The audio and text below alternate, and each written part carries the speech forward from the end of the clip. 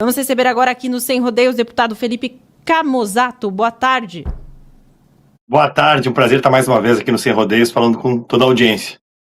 Obrigado, o prazer é nosso. Olha só, a gente estava falando aqui um pouco antes sobre a Transparência Internacional vendo abuso na intimação de Moraes, né? Ele que intimou o presidente da Unafisco. Queria ouvir a sua opinião, o quanto isso agrava a situação aqui no Brasil, quanto ao mesmo tempo escancara os abusos internacionalmente. Olha, eu estava ouvindo aqui a análise do Rodrigo Constantino, até deixar um abraço para ele, né? O Rodrigo foi uma das vozes que lá nos idos de 2007, 2008, me introduziram aí ao pensamento liberal, ao debate político, já que até então eu estava muito concentrado na minha atividade profissional, né, com empresas, lidando aí com o dia a dia do mundo dos negócios. E eu acho que o Rodrigo foi muito feliz em dizer, né, que cada vez mais a imprensa tradicional, né, essa mídia mainstream, vem se dando conta do tamanho do monstro que criou. A ONG Transparência Internacional, que inclusive já até acusou o governo Lula de assédios cometidos contra a própria ONG, né, o presidente do PT, o Rui Costa, já falou que a ONG desprezou o trabalho da ONG Transparência Internacional, dizendo que ela é uma perseguida, uma investigada pela Polícia Federal, tentando justamente reduzir as críticas que são recebidas aí, feitas pela ONG, que tem aí uma postura muito moderada, muito madura e muito responsável também sobre o acesso às informações da sociedade, também da imprensa. As informações são de interesse público. E esse caso, onde o presidente da Unafisco acaba sendo acionado, aliás, não só ele, né, uma série de servidores públicos acabam sendo constrangidos, intimidados, com uma decisão que vai até mesmo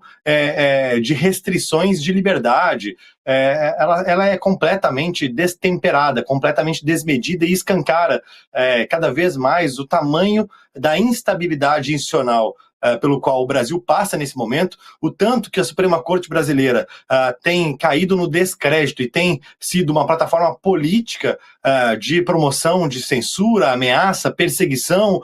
de desestabilização da democracia brasileira e muito antes, pelo contrário, fazer a sua tarefa de preservar a Constituição brasileira. Ela rasga a Constituição, parece cada vez mais em repetidas oportunidades. E eu trago aqui algumas lembranças aqui para quem está nos acompanhando sobre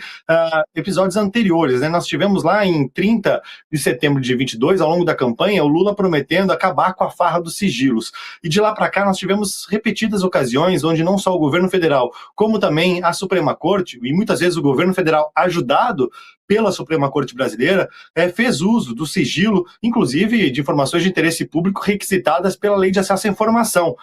não dando a parlamentares, não dando à imprensa, não dando ao jornalismo acesso a informações que são de interesse público. E esse caso do Banco Master, com seus diversos desdobramentos, ele é um caso que ele é histórico na República Brasileira, porque ele mostra uma relação extremamente promíscua entre ministros, entre togados aí, pessoas que estão envolvidas com escândalos de corrupção, com escândalos no mercado financeiro, que têm teias e conexões que acabam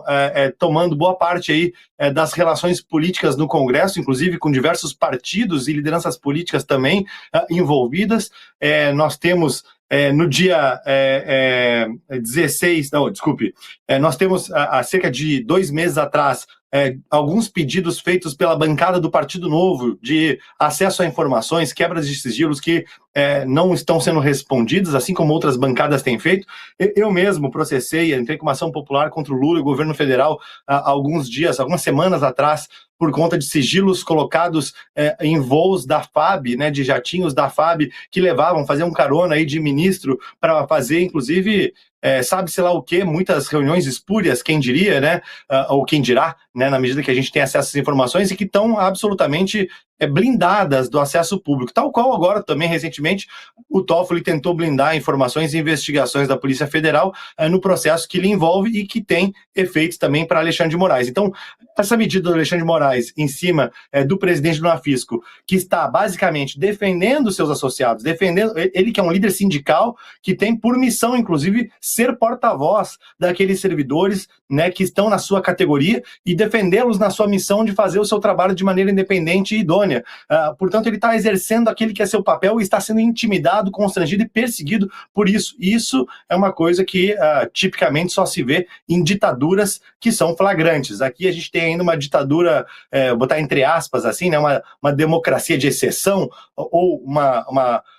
um cenário de regime excepcional, onde a legislação já não vale mais, e se julga, se decide, se faz inclusive esse tipo de decisão com base em conveniências ideológicas, políticas, pessoais,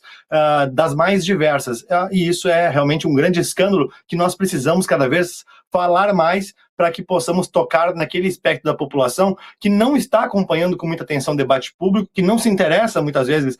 por política, mas que eu tenho certeza que, sabendo que paga essa conta, sabendo que lhe afeta no dia a dia e afeta a perspectiva de futuro de viver num país que poderia ser próspero, certamente isso lhe causa alguma indignação e deveria lhe convidar para o debate.